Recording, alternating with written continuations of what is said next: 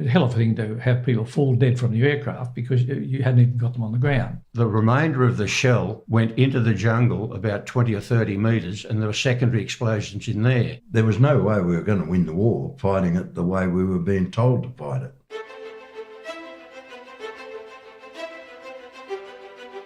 Welcome to the podcast where we track down Australian war veterans, have a chat with them, and hear their stories. I'm Alex Lloyd, and this is Life on the Line.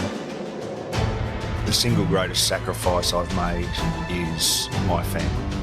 There were a couple of public beheadings. In order to kill, you've got to be a little bit angry. Not psychotic, but just angry. We could look down to Frankfurt and see it on fire. Stuff blowing up everywhere. There will be no surrender.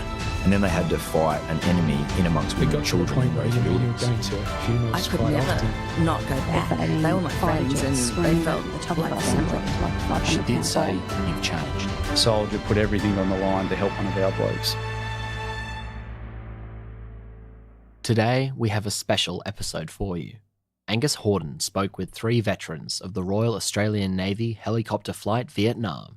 The RAN HFV was specifically formed to support Allied forces during the Vietnam War. This airborne component of our Navy was integrated with the United States Army 135th Assault Helicopter Company. Angus spoke to observers David Cronin and Bob Ray, and pilot Vic Battese.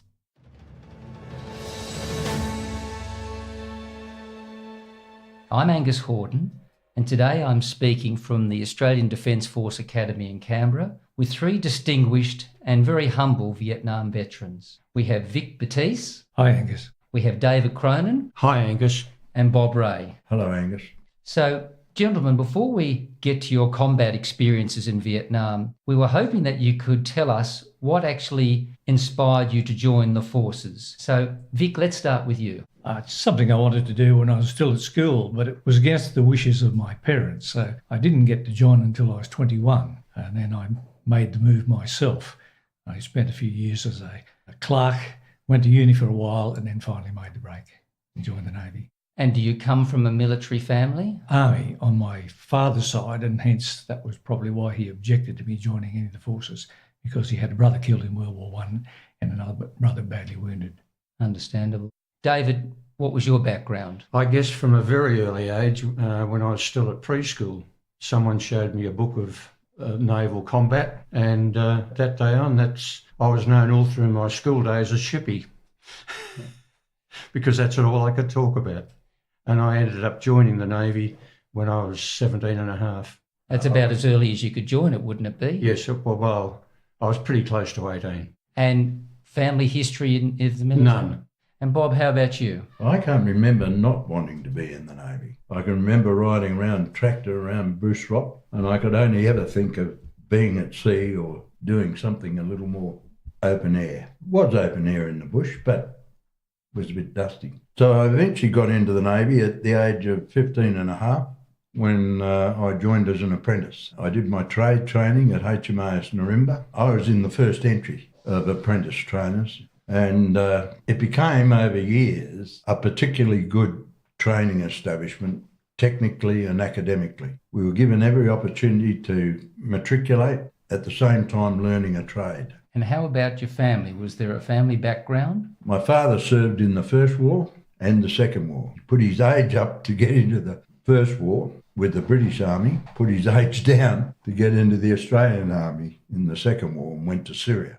So, for the benefit of our listeners, when was the Royal Australian Navy Helicopter Flight Vietnam Group formed, and why? It was formed the Minister made the announcement in about July 1967. In fact, I happened to be at sea at the time with 817, an anti-submarine squadron. We were partway through a Citation exercises. When the announcement was made, a number of us heard our names being called out on the PA system, and we were told that we were going to Vietnam to serve with the United States Army. And we were then taken off the ship in Singapore when Melbourne arrived back down there, flown back to Australia. We got back here in about August of 67 for a period of about 8 weeks, intensive training, because up until then we were flying anti-submarine Wessex helicopters. So now we had to get re-qualified on the Iroquois. Similar experience for you, Bob? I went with the second group. So I had a bit more training. I was converted from Navy to Army by an experience at the Jungle Training Centre in Canungra. Best advantage of that is we came out very fit. I was in the first contingent. My experience is very similar to Vic's in that sense, and Bob's as well. It was the Navy's decision to send a group of 4 Wessex helicopters, people who had experience in that.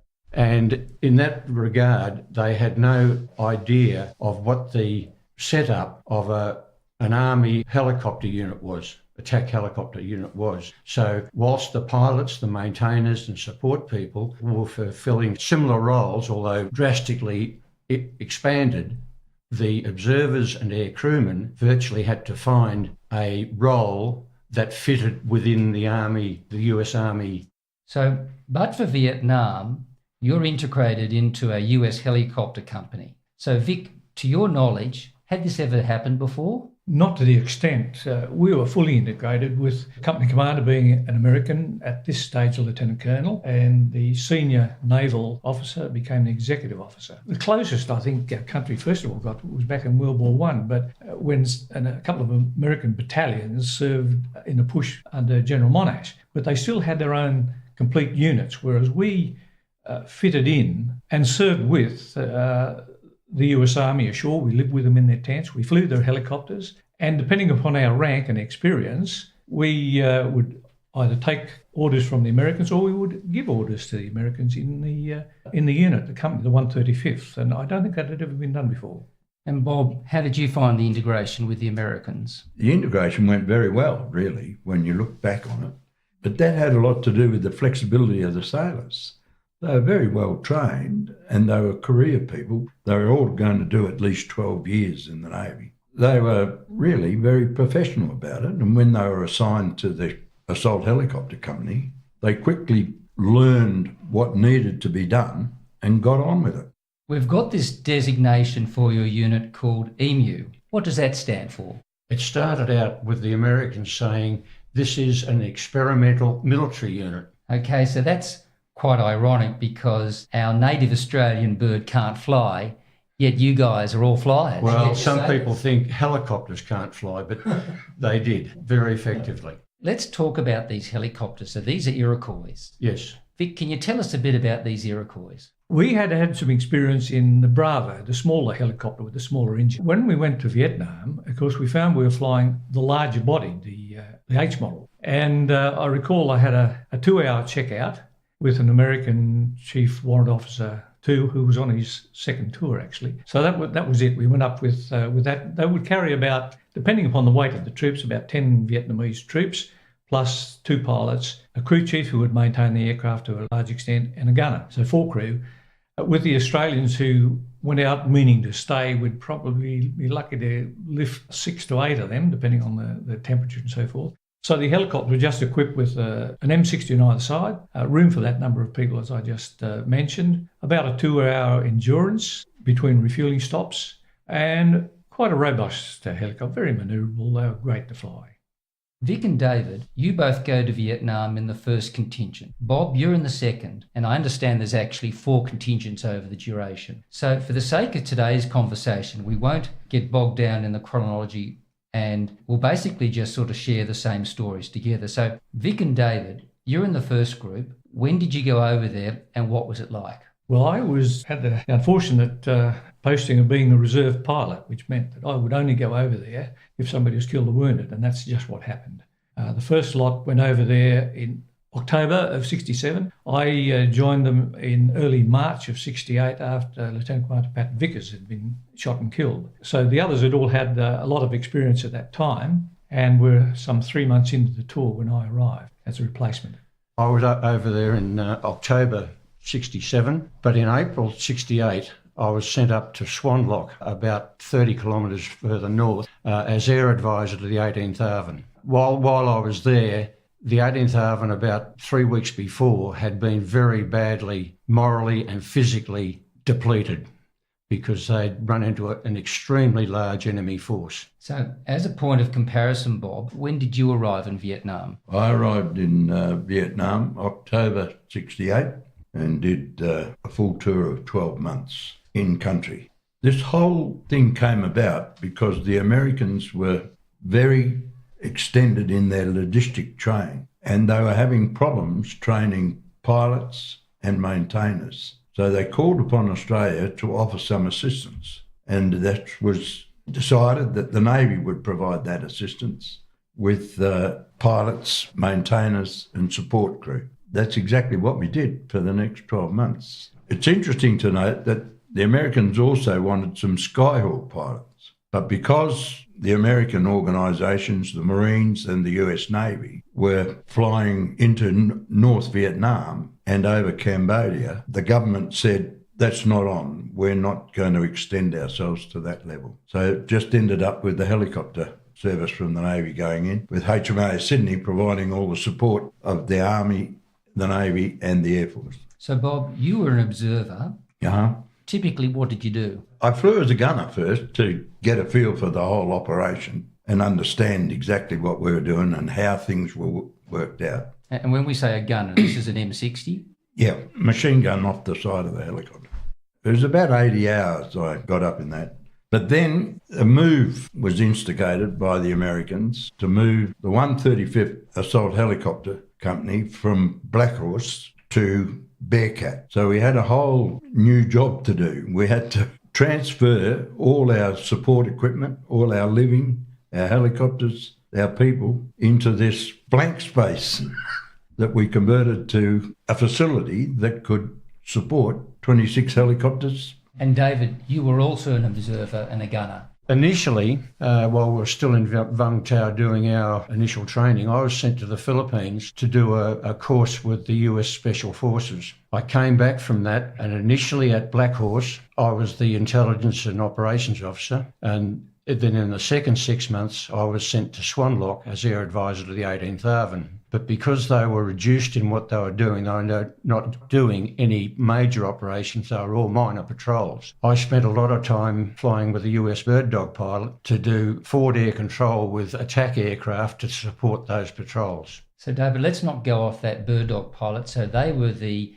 light planes that the Yanks used as observers. Yes, they were. It's very hard to describe because you can't register a bird dog civilly, mainly because the flap area, which is the thing that provides lift and drag, was too big for a civil aircraft. In fact, with a bird dog, virtually half the wing unfolded when you drop full flap. Now, Vic, you're a pilot. How long had you been flying before you were deployed to Vietnam? I graduated in August of '66.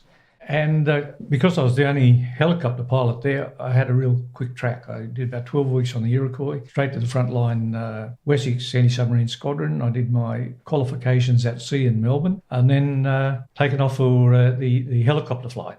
So I graduated in August '66. I was in Vietnam in March '68. So I want to talk now about the flying of these gunships. So the Royal Australian Air Force, with its flight plans, I understand had limitations for when they wanted to fly, but you guys didn't have those limitations, and I understand you were sort of running almost a 24-hour service. Certainly we would be up at first light, airborne, and could be back late in the evenings. Most of the evenings we were free when we got back, which could be late. Sometimes we would be required to be on a ready reaction force, so we'd take our turn with the rest of the companies of that battalion in providing that service. Tell us about that ready reaction, because you would be called out. What could you be called out to do? Well, if a unit got into strife somewhere and needed to be reinforced, we'd take them in. The problem with the call out, as I recall on one occasion, we'd been working down in the Delta. So during the day, you get the lie of the land, and when it turns dark, you've got a pretty good idea where you're going. This particular night, we were called out to the heavily timbered area, quite a long way northeast of Saigon. And we'd never been there during the day. The flight leader on that night was Lieutenant Bruce Crawford, who did an excellent job, but we had to reinforce people. And he did that approach with 10 aircraft behind him to a single light source in the dark of night. And that was a bit tricky. Can we talk about how exposed you are? So you're a pilot, yeah, and you guys are observers and gunners. How exposed are you when you pull into these zones? The enemy can certainly hear you, they can see you, and they're waiting for you to get down when you're most vulnerable. That's true. So in the approach, if you're leading the flight, the aim would be to keep your speed up as long as possible, but you had to bear in mind that you had another 9 aircraft behind you, so you couldn't just do a rapid deceleration and they would end up everywhere. That was a bit of a conflict. So sure, once we would get down, say, below 20 knots, you're very vulnerable. We would have our outdoor M60s suppressing into the tree lines, so that would help us somewhat. But all we had to protect ourselves was a chest plate, which would fit sort of from the waist up to the chest. Everything else was really exposed. So areas, arms, legs, heads, totally exposed. And you can recall taking fire often enough? Yes, unfortunately, the Americans and Vietnamese were a little too willing to expose their troops, and that was the main concern. It was a hell of a thing to have people fall dead from the aircraft because you hadn't even got them on the ground. Some of our people would take hits too. We had crew who were killed or wounded, and sometimes some of them made for a good story too. I recall crew chief on the first time I was in action that took a few hits. Crew chief had his machine gun, had the bottom part of his thumb shot off and the bottom part of his earlobe. So that's a good story to tell his children and grandchildren, but he survived that.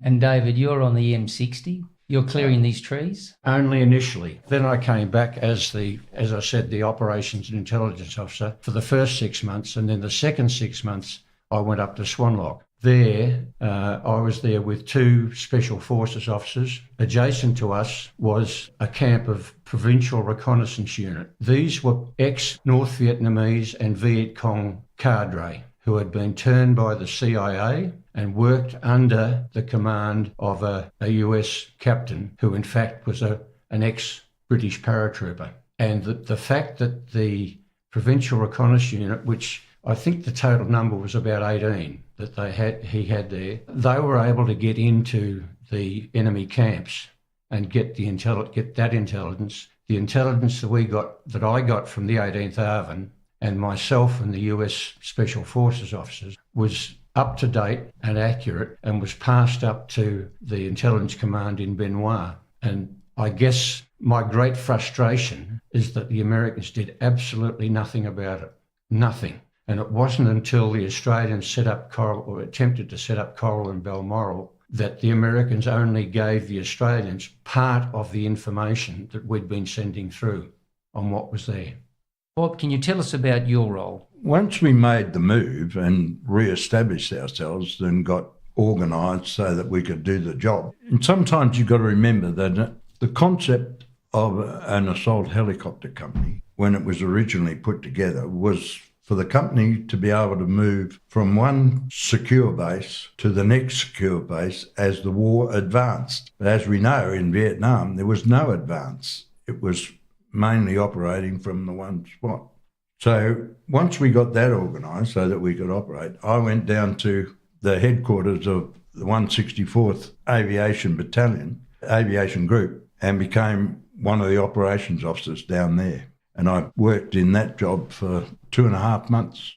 Vic, in all the operations that you were doing, you're predominantly helping the Americans and in particular the South Vietnamese, but did you come across many Australian troops? Periodically we did, and it was an interesting time because the Australians went out there generally with the intent of staying, so they were heavy. So we could carry far fewer of them, which meant we had to watch our power very carefully, picking our spot to land because they were unprepared sites. You didn't want to come in and run out of power and hit a dike or something like that. But the Australians, the good part about operating with them was that I don't recall ever going into an opposed site. They had enough sense that they didn't want their guys falling dead from an aircraft or wounded before we got them on the ground and could orientate themselves to walk up to the enemy on their own terms. So that was the good thing about them. Very professional, and they did a wonderful job down in Phuoc Tuy province. And actually, we've interviewed many of the Australian soldiers from Vietnam, and their approach to war was very different to the American. And it's not just restricted to the soldiers, even the way you're conducting your warfare and how the Australians are doing it differently to the Americans. Yes, of course, we were part of the 135th. 8 pilots, we had 4 crewmen. We've just mentioned what the observers were doing. We also had a lot of the maintainers. When they could find a bit of time, they would leap on board and operate as a gunner. But the thing about it is this: the person who controlled that action was the ground commander. So even if our command and control, in fact, I remember one time the battalion commander was overflying, and this was known to be a bad area, and he cautioned that we perhaps shouldn't go into this particular site. But we did, because the ground commander had the control, so it didn't matter whether it was an Australian flying the aircraft or leading the push at that point. If the ground commander wanted those forces on the ground, we took them in.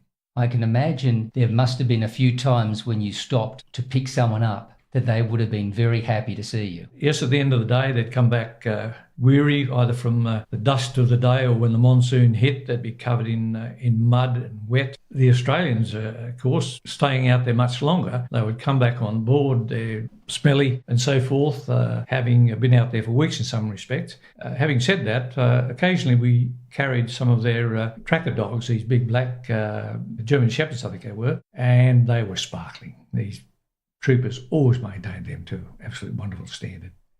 Do any of you remember being shot at when you were in operations? Absolutely. In the bird dog, quite often. But usually with the bird dog, no one would shoot at you unless you actually dropped the nose to fire off a marking rocket. So you could fly around all day and they would never shoot at you, because they knew if they fired a shot at you, all the attack aircraft in the area would come down on their head. Can we talk about some of these night actions that you guys had? Yes, well, they were usually to sort out something that had gone wrong throughout the day. Normally, if we're carrying the ARV, and the idea would be we would take them out in the morning, they would come back at night, presumably to provide some protection to the villagers, because if the troops weren't there, the VC would come in and they did some pretty brutal things to get their way in the villages. So there were occasions where, on one particular occasion, they were stuck in the Delta, still in action. So initially we had to bring some more forces into them so that they could then fight their way out of it. And on this particular occasion, of course, the Iroquois didn't have radio altimeters. As you're getting close to the ground and you had to do dikes all over the place, you didn't want to slam into one of those at night. So we'd have to go through, will we turn lights on or will we not? Well, we did decide we would put our landing lights on in the flare just in the last few moments, just so we could find a spot to get on the ground. And then as soon as you're on the ground, the lights would go out, unload the troops and take them back to their base. So the main problem about the night is the navigation, keeping formation of 10 aircraft while they were tactically manoeuvring, and then getting out, quite apart from the fact of getting pretty damn tired.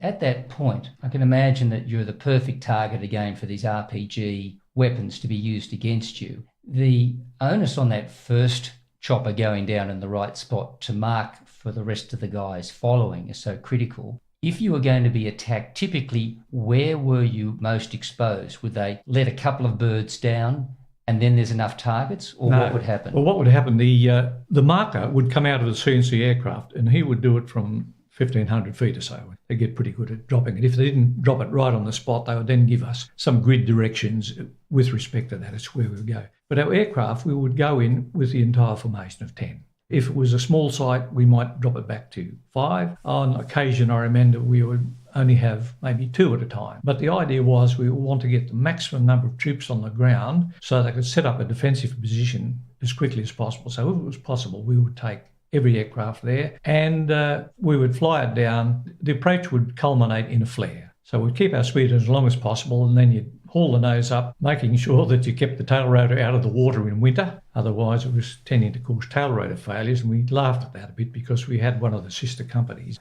during the monsoon reported a high occurrence of tail rotor failures. And we said, yeah, we know what you're doing. You're just holding your flare too late, putting a tail rotor into the water. Because in the summer months, when you're in the dry, there was what we called a stinger, a metal rod came back down behind the tail of the aircraft, and you would feel it touch the ground. No, that was the warning. Yes, those approaches had to be carefully manoeuvred. We didn't want to stay too long in that period of time at low airspeed, because that's when we would receive fire. And Bob, did you lose any mates or know of friends that were killed in action over there? Oh, yeah. One of my sailors, leading air crewman ship, the aircraft was hit. Captain of the aircraft, we think, was killed pretty much instantly. Co-pilot took it down. Ship kept firing at the source of the fire that had brought them down until the aircraft impacted with the ground, exploded, and they were all killed. And how about you, David? I guess not personally, but in our first contingent, we lost 4, as Vic mentioned. Pat Vickers was shot and killed, and then a gunship going down to the Australian Task Force was shot down. The whole crew went. One of our pilots and one of our air crewmen, who was the gunner. So I suppose that's the problem with a vehicle, that if they hit the vehicle and it's a successful hit, the whole vehicle goes down. Yes, correct. And all the crew, and if you've got so many Pongos on board, they all go with you. They do. That was a gunship, so they had no troops on board. The other thing was the only occurrence that I had in the air was we were over the coast in the Bird Dog, and I saw on the beach a huge pile of something under cover of coloured cloth, and people running from that into the jungle. On one side, I could see there were weapons cases and ammunition cases. So I called up to see if there was a warship somewhere off the coast, and it was one of the Australian warships going up north, and gave them the coordinates, and the pilot flew over it to give them an on top of where the target was. So the first round came in, and I tried to tell the pilot that we needed to move about half a kilometre south away from the target, because as an Army pilot, he was used to flying around the target because Army artillery went up in a big lob and came down in that circle. He wasn't aware of naval gunfire. So when the first round came through, it shot away half of the thing on the target on the beach. The remainder of the shell went into the jungle about 20 or 30 metres, and there were secondary explosions in there. The pilot never saw those, because the next thing I knew was him screaming, "What was that?" as we went up to about 2,000 feet and about a mile away. So obviously you connected with some pretty serious ammunition or something. A 5-inch shell has a fair impact when it explodes, but it was more the shock waves than any shrapnel that sent him into hysterics. With regard to the aircraft getting shot down, I wouldn't want to leave the impression that all the crews perished all the time. In fact, pilots did a damn good job in aircraft that were badly damaged in forced landings. So there were a large number of them. They got the aircraft onto the ground safely. And there weren't a lot of RPGs back then too. Early on in February, we lost an entire aircraft. They went down with the entire crew. One of the reasons that Tony's total crew went down, he was flying gunship. And it was only about 3 minutes after takeoff from Black Horse, as he was heading down to do support for the Australian Army that day. Now, these gunships were so heavy they couldn't hover, and they would do sliding takeoffs to get airborne. We could talk about that in a minute perhaps.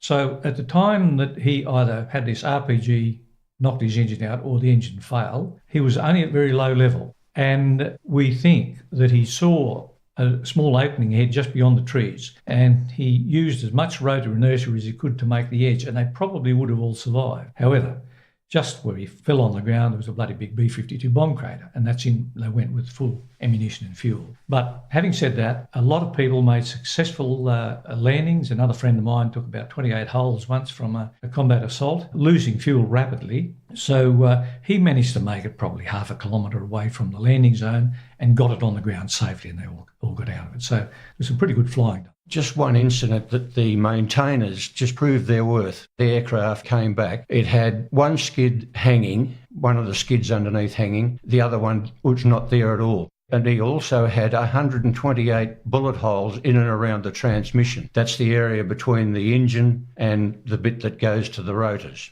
The pilot managed to hover that aircraft off of the ground so that the maintainers could put new skids on. They then put it down on the ground, and that night they did a complete engine and tail shaft change, and the aircraft was flying the next day. Naval Airman Sinclair was a gunner in a helicopter, and he was severely wounded through the head. And this is one of the terrible stories of war.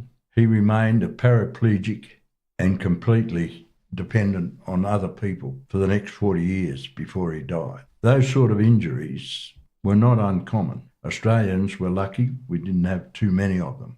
And then there's the press on regardless attitude, which can come up. And we had one incident where one of our pilots kept flying in very bad visibility and eventually struck power lines and crashed and took the whole crew out in that situation. So you have things like that, but it was very easy to become press on regardless in that period of time, and the momentum builds up, so by the end of it you'll do anything. Were you guys exposed at all to the spraying, Agent Orange, DDT, on base or anywhere in your operations? We knew it was going on, but it tended to be going on further down in the Delta, where we did actually go. And in fact, who knows whether people would have been affected by it, because we'd fly down there, we'd move troops around, and then sometimes we'd be held on the ground for ready reaction. So we'd be wandering around, lying on the ground and so forth. So we knew it was going on, but I never actually witnessed it. We've talked a lot about the hardships of war, and in particular, Bob, that sad story about your mate. How about some of the humorous things that happen? Your mate. David's mate, who was his boss, I suppose. This guy, he was something else. He used to roar around the countryside. This is the liaison officer, the colonel, ex-colonel, British Army, and then he used to roar around in this big 3/4-ton truck, and he'd go anywhere in this darn thing. Jeff, he used to come down to Blackhorse, drive this truck down to Blackhorse, which was about a 20k drive, but he'd come down at night time, in the afternoon, in the morning, and he'd just come down to say hello. And then he'd drive back again. So he's gone outside the base, he's exposed, he's by himself in a truck. Yeah, and where he was at Swanlock, where I went later, it was about a 20-kilometre drive on a dirt road. Hostile dirt road. All he had on that truck was an M60 on the back. Which is not much use to him if he's behind the wheel. No. But just one other funny story. When I first arrived at Swanlock, I was standing with the 2 American Special Forces officers, and all of a sudden I got this punch on the shoulder and this exclamation, "You Aussie so-and-so." And the 2 Americans were absolutely aghast, because they thought we were both going to go for our guns and kill one another. The way he, but then he hugged me and I hugged him, and they were still aghast. How about you, Vic? Any funny memories? Well, there was one particular action, I suppose, a bit of black humour. As it turned out, we had an operation southwest of Saigon one afternoon, and we knew it was opposed. We were warned about it. But as we were on finals, I heard this great roar just as I was on the left-hand side in the staggered trail, and we had these F-100s supporting us that particular day, and they were dropping some pretty heavy stuff. They did some wonderful flying. So incoming we got wasn't all that bad. However, one of the aircraft captains in the preceding flight was wounded, and he called up and he said, "I've been hit in the ankle and I'm having trouble flying." I looked forward and we could see this Huey down low, yawing all over. Beachball Godfrey was our flight leader that day. He said, "Well, just get power in and climb." Anyway, next thing we see the aircraft adopt a perfect... Oh yes, he called up, "I'd been shot in the ankle and my co-pilot's dead." And as I say, a few moments after that, it adopted the perfect climb and started reaching for the sky. What had happened was, yes, sure, the aircraft captain was badly wounded in a shattered ankle. He looked across at the co-pilot, who was slumped in his seat, and he saw, it had his visor down, you see, it was a tinted visor, and there's a bullet round had gone in through the visor. What had happened, then the bullet actually exited the helmet between the man's skull and the helmet. So it was just the concussion momentarily knocked him out. And then he recovered. He was still in the world of the living and took over. So we all had a bit of a laugh about that one later in the evening of that particular story. The Royal Australian Air Force is operating in Vietnam, but the Air Force is running its operations quite differently to you guys. Did you see any difference of operations, Vic? There would have been differences because they principally supported the Australian Army. And as we mentioned earlier, the Australian Army didn't want to put their people in against hostile fire. That would be just a waste of time. But the Air Force did a great job with the Special Air Service.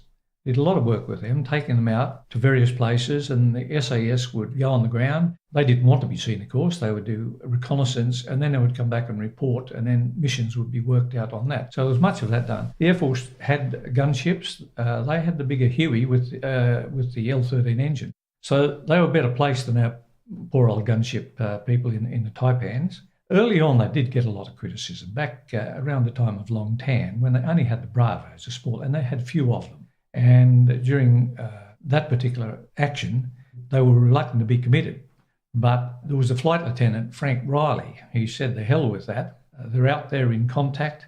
They need the support. I'm going. Who's coming with me?" And there was a group captain there at the time who was playing the difficult line because Opcom was not going to let them go. And they said, well, they need the help. And away he went. And the weather was absolutely lousy. The first pass, they missed the spot and had to come back around. But if Frank and the other aircraft hadn't gone there, Long Tan might have been a different story. The D company might have been overrun. They dropped ammunition to them as the company was nearly out of action. So for a lot of the criticism that the Air Force have had over the years, and I've served with them as an instructor after Vietnam, I had a lot of time for the aircrew themselves. They did have some difficulty in dealing with Opcom, particularly early on when, as I say, they only had a few Bravos. Later on, they got more aircraft and they got a bit more active. Vic, before we leave Long Tan, I've spoken with guys in Delta Company who were the guys fighting, and they would testify that they were out of ammo.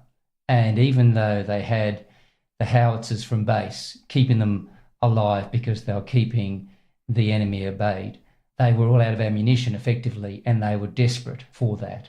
So your insight with regard to that operation is critical, because if they'd run out of ammo, as you say, there may not have been a Delta Company. Well, that's right. We're already in the position, as I read some reports later, where they're prepared to call the artillery right down on themselves. And the New Zealand artillery commander questioned it, and the answer was do it. So yes, Frank Riley and the other crew, they did wonderful work that day. So was he reprimanded for that, even though he really saved them? No, he got out of by saying, I signed for the aircraft out of Vung Tau. The decisions are mine until I return it to Vung Tau. He was a no-nonsense fella. But far from being reprimanded, he did actually get the Distinguished Flying Cross, and well deserved too. And you could chalk up some serious hours, up to 140 hours a month and plus, I've heard. I see you nodding, David.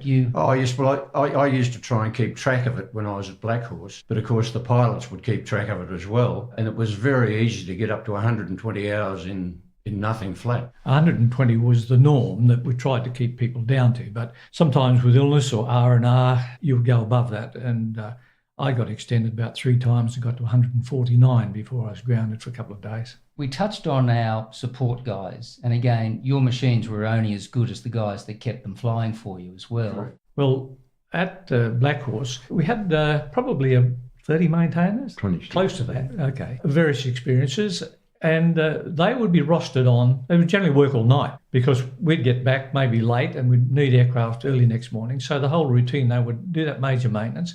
I think they only had one sort of hangar, which gave them a bit of shelter from the roof, from the weather, but both ends were open. So to meet the needs, they would work all night to keep us going the next day. And Bob, you concur with that? Oh yeah, they were outstanding. They'd work all night and then go flying the next morning. If they had all the aeroplanes up and the maintenance work level was low, they'd go. I'd just like to touch on something about the Air Force. Their pilots were trained exactly the same as our pilots. Their level of professionalism and their determination to do a good job was exactly the same as ours. What was happening was that there was a slight imbalance with the command trying to preserve the assets, material and personnel to a much greater degree than what the Americans cared for. They liked more, a little bit more and a bit more, and that'd be almost enough. That was their approach to the fight. And so we got involved in that, and our people reacted as Australians, said, right, you told us to do it, we'll get on with it. And arguably, Bob, the Australians were very well trained and did their job very well. So the Americans would have really appreciated you guys being with them and were happy to use you as much as they could. The American pilots would probably come over there with a bare minimum 100 hours, perhaps, on type, where even with our first flight, I probably had the lowest of hours. I had about 700 or 800 under Melbourne, and I had an instrument rating and so forth. The Americans would not even venture into doing any instrument flying to cover the night and bad weather situations. I do remember it was during the monsoon, we would get some fogs of a morning, but it was very low fog and cloud. So we would line up on the runway and one at a time, take off, climb up through it, and then we would form the flight on top. One particular American pilot, we knew he was not confident in instrument flying, so I'd always put him up as number 10, and he would tear down the runway to get maximum speed, and then he would just pull back. And by the time he was getting almost to an unusual attitude, he would break out the top. So there was a big difference in the experience level of the new American pilots. But also in the company, we had second tour people, as I mentioned earlier, Pappy Chandler. He was on his second tour, and they quickly, like us, they came up to speed. But it was a big ask to have somebody of 100 hours total come and do combat assaults, flying in close formation hour after hour, in that stressful condition. So Being shot at. Well, the other thing about it wasn't always just being shot at. To get from A to B, you can imagine there were a lot of artillery bases. So you had to then decide if you were going from A to B. You'd check on the map to see where the artillery bases were, and then you would call them to find out where they happened to be firing at the time, so that then pick your way around it. So there was the navigation aspect that had to be carried out as well. And from time to time it did happen that everything was going tickety-boo, flying along, and you would get over the fire support base that you'd spoken to. Something would happen where a mortar round or two came from somewhere. Then they would call you firing 360 degrees out of the compound. And you suck your teeth and say, where does that leave me? Well, all you could do was keep going. And Vic, you're talking about tours. How long was a typical tour? Tour was 11 to 12 months. Each of our units would go up there nominally 12 months. I only did about 8.5 months. I finished Pat Vicker's time and came back in the last of the first flight, which worried me for years. I felt I hadn't done enough. And in fact, I came back and I went straight to sea as a search and rescue pilot on Melbourne in 1969. And I wrote a letter to the captain asking to go back, but it was ignored, probably luckily for me. And equally, you guys were all volunteers. Yeah, well, we were professional. We were in there for our period of time. I think a lot of us at the time were still on our short service commissions as pilots. Probably had about 6 years to go. But I think all of us on the first flight actually took permanent commissions. Do you know of anyone that actually got shot down more than once? Yes. Yeah, Mickey Perrott. Well, poor old Tony Casadilla, he was shot down within about a month of arriving there, and they had to defend themselves, which they did. His gunship was badly hit on that time. And of course, then there was a tragic one where he was hit and he was too low and had no performance, and then made the clearing but hit a crater. So it did happen. We had also some Americans. I remember one chap had a very bad trip. No sooner arrived, his first incident wasn't being shot down, but he was number 10 refuelling back at the base one day, and a rather impatient Chinook pilot wanted to get on the last refueling point and kept taxiing and hit the tail rotor of our aeroplane. So this particular fella was badly concussed in hospital for a while. And then it was only a short time after that, he was co-pilot out west of Saigon at Dakwa. And the aircraft captain, regrettably, decided to engage an NVA platoon they found on the ground, and the aircraft with a slick, and the aircraft captain was killed. And this poor old co-pilot had to get him back and get the whole aircraft back and recover. So some people did go through a torrid time. Whilst you guys were in Vietnam, what was your perception as to how the war was going? It was completely at odds with what the US press was reporting to the States. I don't know who they were talking to, but as far as I was concerned, we were gaining ground all the time, particularly when I was up at Swanlock. But the American press were reporting huge American casualties, losses, and it was just completely at odds with what was happening on the ground. Bob, did you read the same story? We were making progress, but we weren't finishing off. And that was the problem. We were certainly capable of defeating them outright. But because you had this artificial finish line of North and South Vietnam, and you had inhibitions to be able to go forward, there was no way we were going to win the war fighting it the way we were being told to fight it. We saw from time to time, we'd go back to the same area, so we knew that we weren't making the progress we should. We're also forbidden to pursue the NVA across the Cambodian border. Well, they set up all sorts. They could poke faces at us across the border. We couldn't touch them. So we had so many imperatives laid on us or limitation. We also had the situation of, as still happens regrettably, it seems to be in the wars, the objectives of the political end and the diplomatic end and the military end never seem to coincide as to what they're really trying to achieve. I think we could have prevailed. In fact, after Tet, the VC had been decimated. But of course, there had been too many fibs told prior to that the press then lost faith in reporting. The politicians had already decided they wanted to get out. And we had those limitations imposed upon us. Unfortunately, we see it repeated time and time again, and it started in Korea.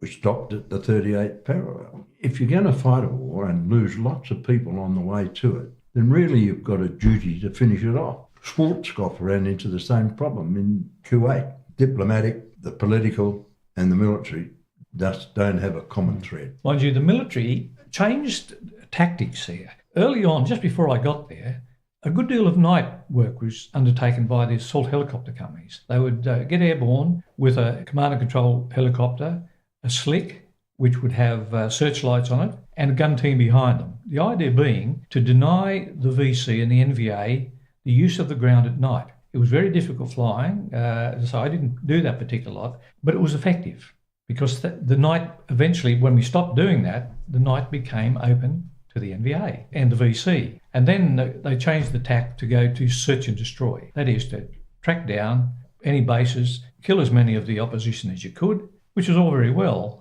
But if they didn't want to fight, you wouldn't find them. When they wanted to fight and were open for business, well, we knew about it because we'd take heavy losses. And it was much later on, I think, when Westmoreland was removed from the scene. I think it was General Abrams. He started to reintroduce the night operation. Night ops. Now, the Australian Army, of course, they were aware of this and they were trying to stop the movement of the VC at night and their resupply. Now, early on, of course, we only had about 1 battalion up there. We didn't have enough to do the operations and keep Nui Dat safe as well. So the commander at the time decided he would put mines in the known areas where the VC went. One of the battalion commanders pleaded with him not to do it, and he was right. They did go ahead and lay the mines, but the VC got very adept, digging the damn things up and repositioning, and we had many of our soldiers now limbless because of our own mine. But they had the right idea. They needed to try and stop the movement of the VC and NVA at night, that is to stop their resupply and to keep them out of the villages. If that had continued with the helicopter companies doing that sort of thing, we might have made progress much quicker before the American public and the politicians lost their heart. David, can you tell us a bit about the Long region? The Long region had a number of names. It was known as War Zone D, the Iron Triangle, and a few other names in Vietnamese. It was an area about 50 kilometres from north to south. At the northern end, it was probably about 40 kilometres wide. At the southern end, just north of Swan Lock, it was probably about 2 or 3 kilometres wide, and it was triple canopy jungle. It was the highest concentration anywhere in Vietnam of North Vietnamese and Viet Cong troops, along with supplies, ammunition, weapons, heavy mortars, light mortars, heavy machine guns, rocket-propelled grenades, you name it. It also had a training area in there. And the southwest corner of that area, just across from Swanlock, was where the support bases Coral and Balmoral ran into trouble. Vic, can you tell us the size of the Australian contingent? There were about 48 of us, 23 some maintainers, and then there was a collection. We had a cook and a steward and a sick berth attendant and an administration fellow as well. And we've already had the 8 pilots, 4 air crewmen and the 4 observers. And mentioning again that it wasn't just the air crewmen who flew, the observers did before they actually got into the operational world, but the maintainers were tigers. If they weren't used or required during the day, they'd jump in as gunners. So that was the number of Australians out of about something of the order of 300 people in that company. We had about 22 Slick CH models split between 2 platoons, which were generally headed up by a US Army captain had one, a Royal Australian Navy lieutenant ran the other one, and we had a 3rd platoon, which was the gunships, and they had about 8 Charlie models, which used to carry the 7.62mm stuff. They carried miniguns with forward firing, which were like a Gatling gun. They carried 7.62mm rockets and grenade launchers in various configurations. We had 2 other sister companies that served in Benoit. We often criticised that because they had real hooches to live in and air conditioning, where we had tents and duckboards and all that sort of thing. But we were nevertheless part of a battalion. As I say, the 2 other companies were elsewhere. So that's the sort of thing. Each day we would be required to put up 10 slicks, up to 4 gunships, a command and control helicopter. We also developed a concept for a smoky. One helicopter was modified so that it could produce large amounts of smoke. So particularly down in the Delta, where the opposition, when they were open for business, used to fire from Nipper Palm, he would fly in there at high speed and lay a smoke screen to try to protect us on our run-in. And then there was a spare. So all up every day, we'd put up about 15 slicks and 4 gunships. Bob, can you tell us about the command over there? Yeah, there's one thing that I would like to bring out, and it's It's a story that can be vouched for by Tiger Lyons, who was a chaplain at the time, Catholic chaplain, and he came up to spend a couple of weeks with us. He didn't want to go home. He just loved being with the lads. Anyway, he wanted to get airborne, so Zork, my boss, used to take him. Well, one day they were over a small area where there was a very large home, a substantial home, and the ground commander said, take it out, bring it to the ground. And Zork said, there's women and children down there, I can't do that. And he said, bring it down. And so Zork ordered the gunships in and they took it to the ground. He was pretty upset for about the next 2 weeks, and Zork was a pretty hard guy to upset, but he wasn't happy with that. Ground commander was the boss of the show, and the air commander couldn't interfere with what he wanted to do.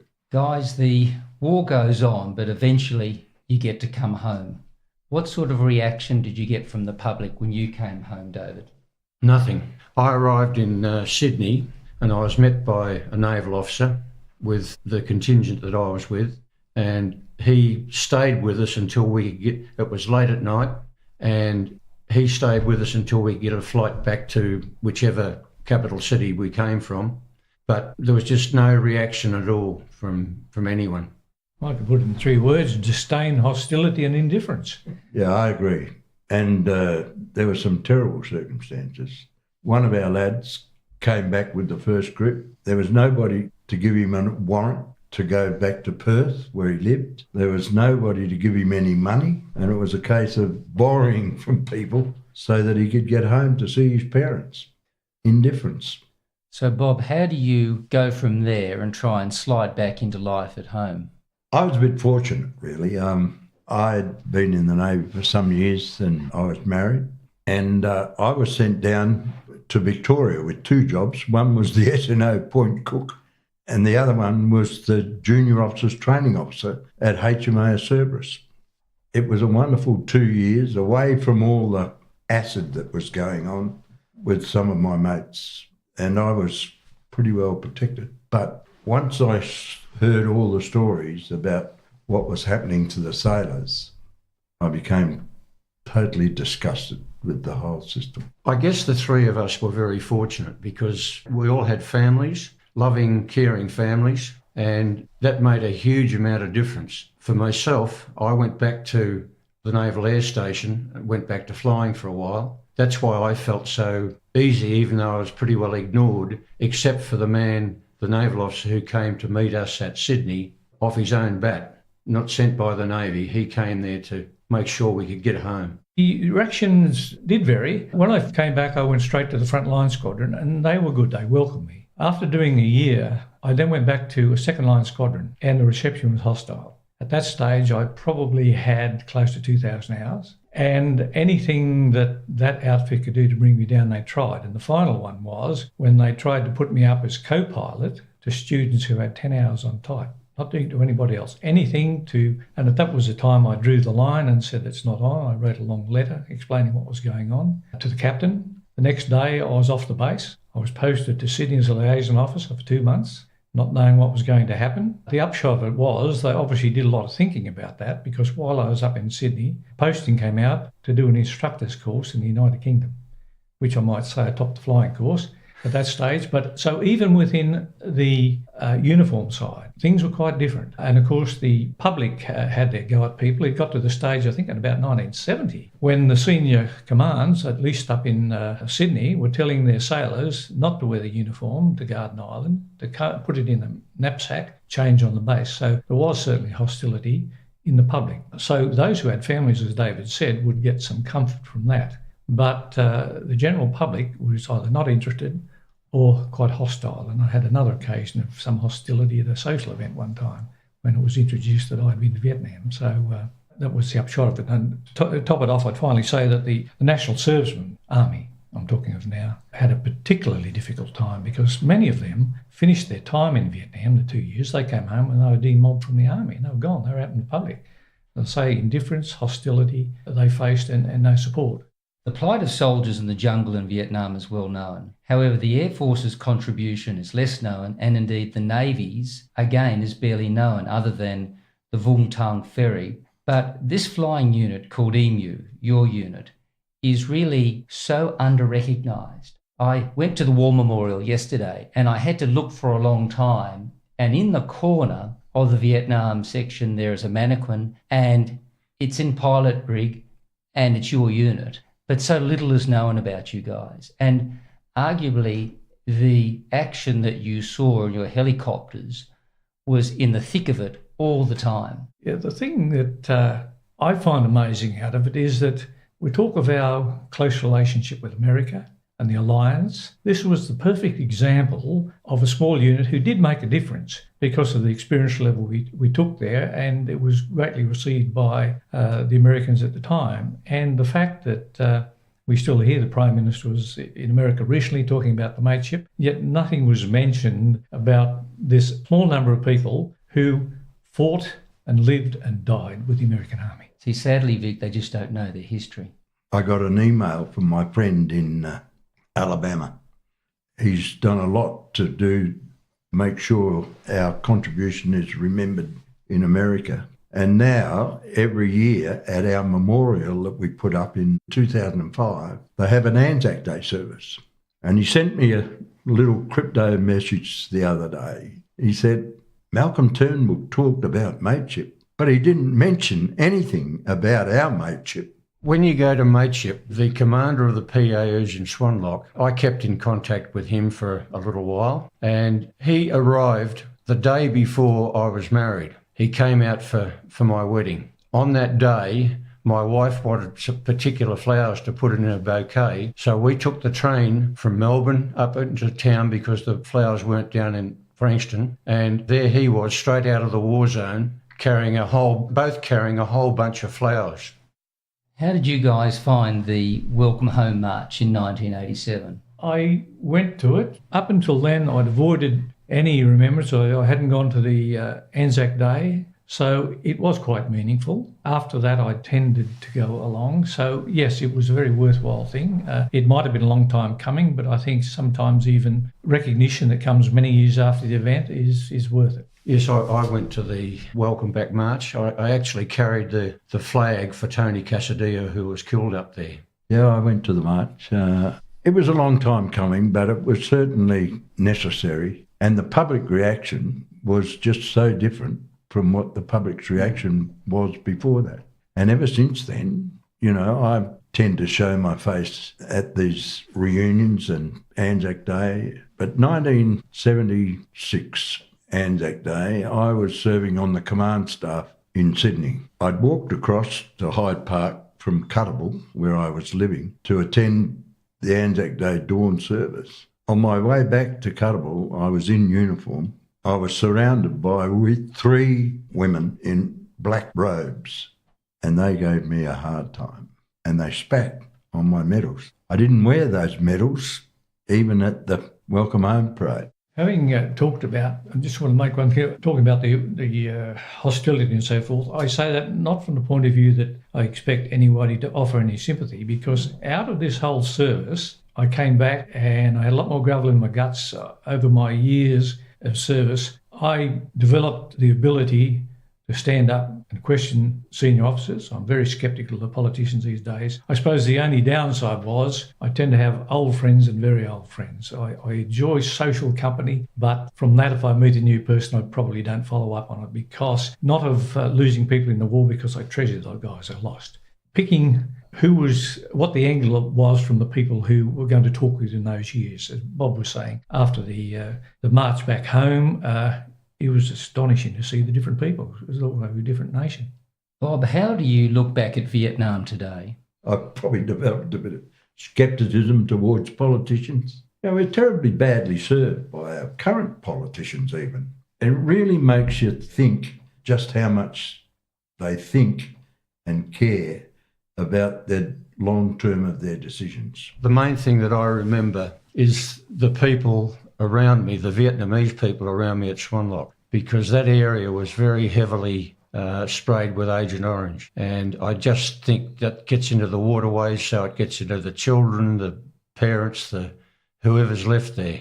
I guess that's the thing, that thing and the fact that the US intelligence hierarchy were so disregarding of the information we were passing through. And Vic, what's your feelings about Vietnam today? When I meet Vietnamese who live out here, I almost apologise that we lost. But it's caused me to think a lot. When people talk about that war, it could have been avoided and we shouldn't have been there. I will agree with that up until 1949. If the decolonisation had been started, as the Brits had started to do, and would have started that before China was lost to communism, there was a window of opportunity in there to come up and let them unify and realise it probably was overall nationalism, but they were communists as well, and we could have probably lived with it. But it just shows that these windows of opportunity that politicians and diplomats have, they will close. And when they make the wrong decisions or don't make a sensible decision at a certain time, it's over. Just as with that Gulf War to remove Saddam Hussein, they made some terrible decisions after that, partly disbanding the Iraqi army and the destabilisation that occurred. It didn't cause ISIL, but it created the destabilisation that allowed them to sweep through. And you don't rebuild an army in 10 years. They insisted on, as I say, getting rid of the Iraqi army, and what happened when ISIL came, they weren't ready to stand their ground. So it's just caused me to think a lot about the time in history. And when somebody argues a particular point with me, my first question to them is, what point in history are you starting your argument? I wish politicians would do that. Vic, David and Bob, you've all served your country with distinction, valour and honour. Thank you very much for your service, and thank you for coming and telling us about the Emu story today. Thank you for your Thank you for the opportunity.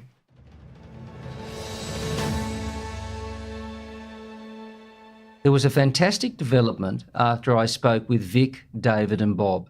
In August 2018, the Royal Australian Navy Helicopter Flight Vietnam was awarded the Australian Unit Citation for Gallantry. The presentation was made at the Australian War Memorial by His Excellency General the Honourable Sir Peter Cosgrove and Vice Admiral Tim Barrett. Some say that it was a long time coming. I know from further correspondence with these gentlemen that the words of the citation were very humbling, and it shows a generous spirit so many years after the war by the Awards Tribunal and the Governor-General. The citation reads, "For acts of extraordinary gallantry in action in South Vietnam from October 1967 to June 1971, the Royal Australian Navy Helicopter Flight Vietnam, as part of the Experimental Military Unit of the United States Army 135th Assault Helicopter Company, exhibited exceptional and extraordinary gallantry whilst engaged in offensive operations continuously throughout its 4-year deployment. This exceptional gallantry was enabled by the efforts of the entire Royal Australian Navy Helicopter Flight Vietnam." The flight was a unique unit, and every member, regardless of mustering or category, either performed their duties with demonstrable gallantry or were used in roles for which they were not trained and still performed bravely. The administrative and maintenance staff were required to assist in the provision of base security in addition to their normal duties, and almost all of the support personnel regularly volunteered to act as aircrew employed as door gunners and crew chiefs. This was in addition to the extremely long maintenance hours required to support the tempo of operations conducted by the flight. Over the course of operations in Vietnam, the flight accumulated a formidable record of operational flight hours and citations for individual gallantry. This has set it apart from other operational units. While exposed to hostile fire and at great personal risk, aircrew flew on average 50% more operational hours per month than any other Australian aircrew in comparable roles with other units. Aircrew were constantly engaged by the enemy, faced the danger of booby-trapped landing zones, and frequently found themselves fired upon by friendly forces. The personnel who flew with the flight arguably saw the most intense combat of any Royal Australian Navy personnel in the war, despite the fact that none of the personnel had previous operational service and none had been under fire. They were courageous in battle, exhibited exceptional and extraordinary gallantry, and did so with great skill and heroic dedication in executing a mission far removed from those for which they had been trained. Over the period of the flight's operations in South Vietnam, 5 members of the unit died and 22 were wounded in action. The extraordinary gallantry, dedication to duty, and astonishing record of the Royal Australian Navy Helicopter Flight Vietnam, conducting tasks far removed from the expectations of naval service, has forever set it apart from other units. The extraordinary acts of gallantry and heroism consistently displayed by the personnel, combined with their loyal devotion to duty, were in keeping with the finest traditions of the Royal Australian Navy and the Australian Defence Force.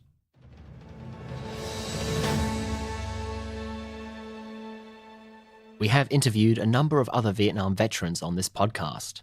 Of particular interest might be last year's panel, titled Panel, the Vietnam War, where Angus interviewed 4 veterans of that conflict: an engineer, a soldier, a dentist, and a pilot. Subscribe to our email newsletter at www.lifeonthelinepodcast.com/subscribe. Like us on Facebook at Life on the Line Podcast, follow us on Twitter at LOTLPod, and follow us on Instagram at Life on the Line Podcast. Life on the Line is brought to you by Thistle Productions. Artwork by Big Cat Design. Music by Dan Van Werkhoven. Thanks for listening, and lest we forget.